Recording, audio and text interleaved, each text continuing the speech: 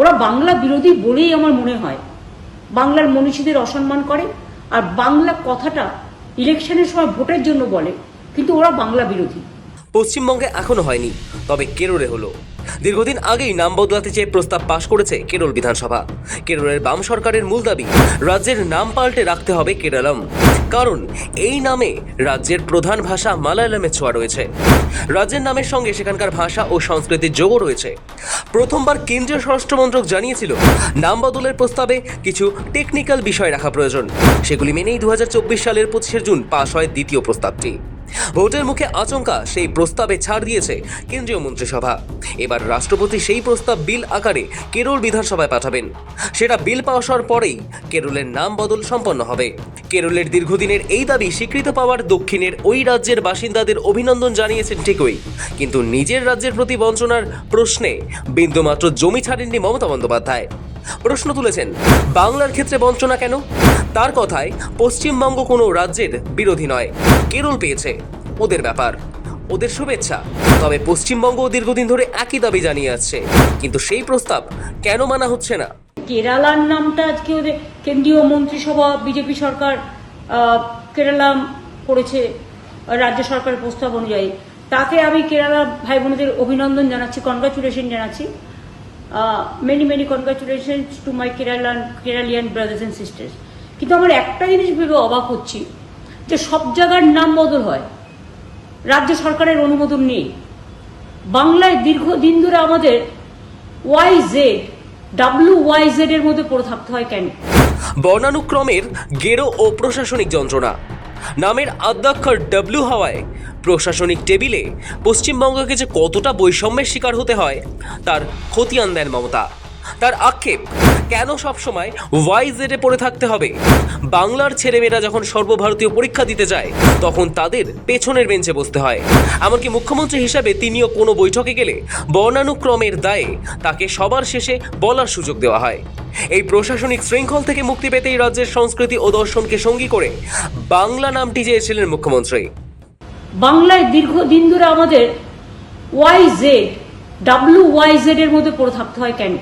ফলে আমাদের ছেলেমেয়েরা যখন পরীক্ষা দিতে যায়, ইন্টারভিউ কেউ দিতে যায়, রাজ্যের পরিস্থিতি অনুযায়ী, রাজ্যের নাম অনুযায়ী তাদের সবচেয়ে লাস্ট বেঞ্চে বসতে হয়, লাস্টে তাদের ডাকে। আমিও যেমন অ্যাজ এ চিফ মিনিস্টার কোথাও যাই, আমাকে সবচেয়ে লাস্টে চান্স দেওয়া হয়, এই কারণে অ্যালফাবেটিক্যালি। দিল্লির অজুহাত বনাম নবান্নের জেদ। 2018 সালে তৃণমূল সরকার প্রস্তাব দিয়েছিল সব ভাষাতেই রাজ্যের নাম হোক বাংলা। কেন্দ্র তখন যুক্তি দিয়েছিল যে নাম এক হয়ে গেলে প্রতিবেশী দেশ বাংলাদেশের সঙ্গে কূটনৈতিক বিভ্রান্তি হতে পারে। মমতা মনে করিয়ে দেন, কেন্দ্রের পরামর্শ মেনে হিন্দি, ইংরেজি ও বাংলা 3 ভাষাতেই অভিন্ন নাম বাংলা রেখে 2-3 বার বিধানসভায় প্রস্তাব করানো হয়েছে। প্রধানমন্ত্রী থেকে স্বরাষ্ট্রমন্ত্রী বারবার তদবির করেও ফল মেলেনি। এবার কেরলের নাম বদল নিয়ে প্রতিক্রিয়া দিতে গিয়ে মুখ্যমন্ত্রীর বক্তব্য, রাজ্য সরকার 2 বার প্রস্তাব করেছিল। মুখ্যমন্ত্রী নিজে দিল্লি গিয়ে স্বরাষ্ট্রমন্ত্রীকে বলেছেন ওরা বাংলা বিরোধী, বাংলার মনীষীদের বিরোধিতা করে বলেই নাম বদলে স্বীকৃতি দিল না। মুখ্যমন্ত্রীর স্পষ্ট প্রশ্ন, বাংলা বঞ্চিত হবে কেন?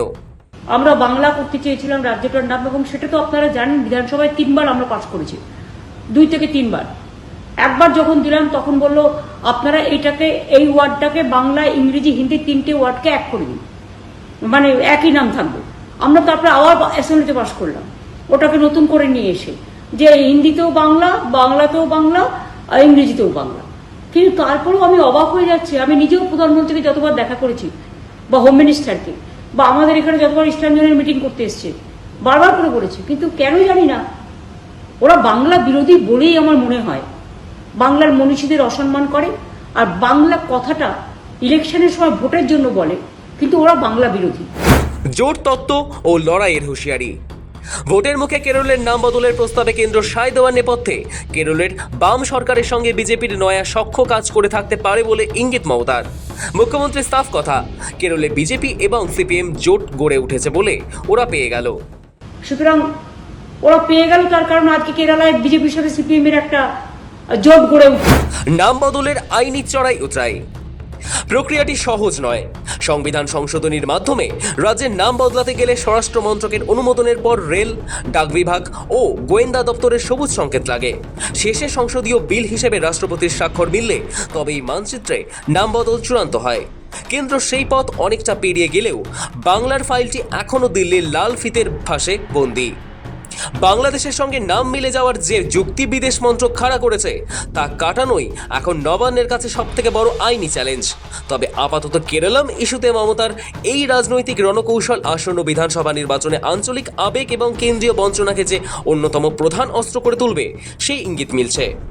সৌভিক সান্যালের রিপোর্ট, সময় কলকাতা।